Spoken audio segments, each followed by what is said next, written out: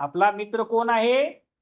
आपला मित्र कोण आहे? आपलं आरोग्य, आपलं शरीर हाच आपला मित्र आहे. कारण हे शेवटपर्यंत तुम्हाला राहणार आहे.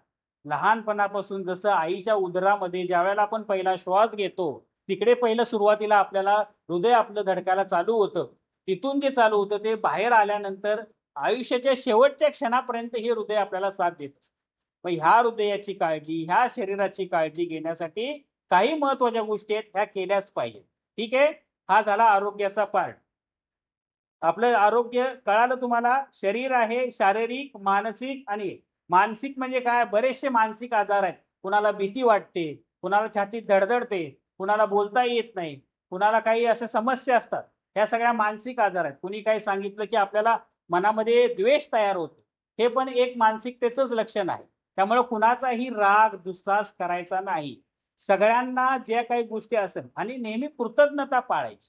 आणि ॲप्रिशिएट करायचं. एखाद्याला जर चांगलं काही गोष्टी वर्गामध्ये जर त्याला जर चांगल्या गोष्टी मिळाल्या, तर त्याला टाळ्या वाजवायच्या. त्याचं स्वागत करायचं.